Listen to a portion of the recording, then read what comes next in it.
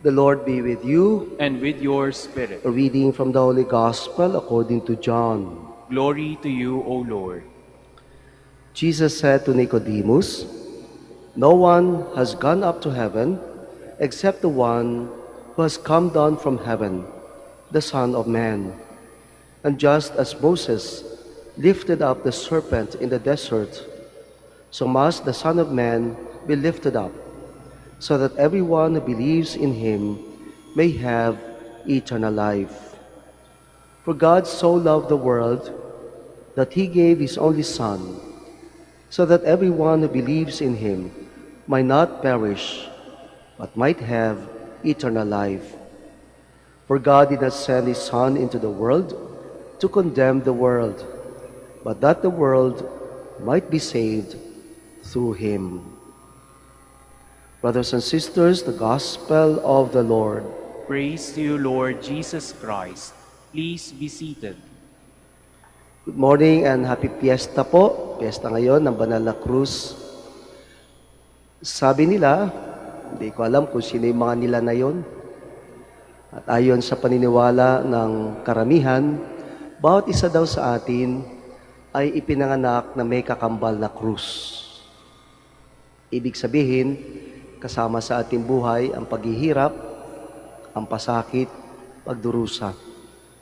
Alam niyo, minsan gusto kong maniwala sa sabi-sabing yan. Kasi pag tumingin ka sa mukha ng ibang tao, sa mukha pa lang mukha ng krus. Problemado. Parang pasan-pasan ang mundo. Lahat ng sama ng loob nasa kanila. Bitter, galit. Parang totoo. Kaya baka gusto niyo maniwala sa sinabi ko, silipin niyo yung mukha ng katabi niyo. Sasabihin niyo mamaya, totoo nga. O di kaya mamaya pagkatapos ng misa, tumingin kayo sa salamin. Huwag kayong ngingiti. Tanungin niyo sarili niyo, totoo nga ba nakakambal ko ang krus sa buhay? Mga kaibigan, mga kapatid, hindi dapat ganun ang ating pag-uugali. Sa kapistahan natin, sa English ngayon, ang translation ay exaltation of the cross. Dati ang tawag dito ay the triumph of the cross. Ito'y nagpapaalala sa atin na dahil sa pagwagi ng ating Panginoon, dahil sa kanyang kamatayan sa krus, tinalo niya, nilupig niya, napagtagumpayan niya ang lahat ng kasamaan, ang lahat ng demonyo, ang paghihirap, pati ang kamatayan. And so there is reason for us to be grateful to the Lord. Kaya sa araw na ito, pasalamat tayo sa Kanya. Let's be grateful to Him for triumphing, for being victorious in so many ways. At kapag ka-grateful tayo, masaya ang buhay. Naririnig na natin to. Grateful people are joyful people. Pero kapag ka lagi kang nagko-complain, kino-complain mo yung paghihirap, yung krus mo sa buhay, magiging miserable ka. And I tell you, my dear brothers and sisters, iikli ang buhay mo. Tanungin mo ang sarili mo, gusto mo bang umikli ang buhay mo o medyo humaba ng konti? Kaya para hindi tayo mahulog doon sa tukso na maging malungkot lagi, itong pwede nating gawin.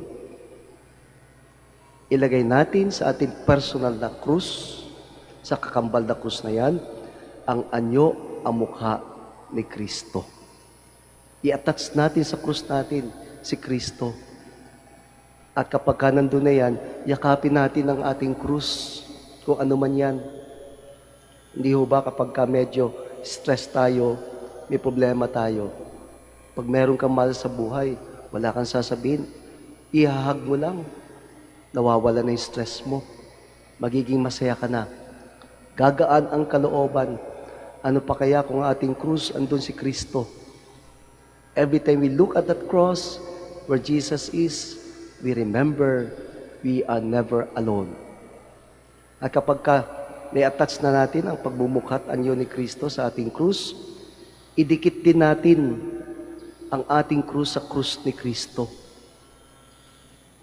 isama natin para maalala natin sa bawat pagbuhat ni Kristo ng kanyang krus, sinasama niya sa pagbuhat ang ating krus at lahat ay magiging magaan.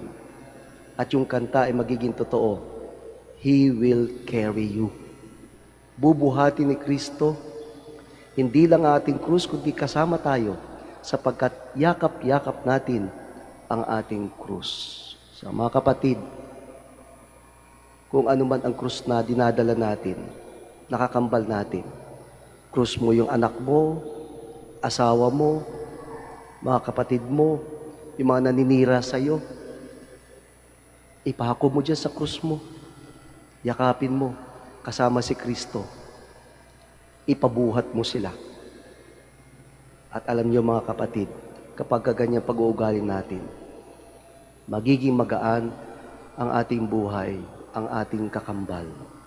At pwede nating sabihin, kahit mabigat yan, kahit marami yan, kahit anong krus yan, ang buhay ay hayahay.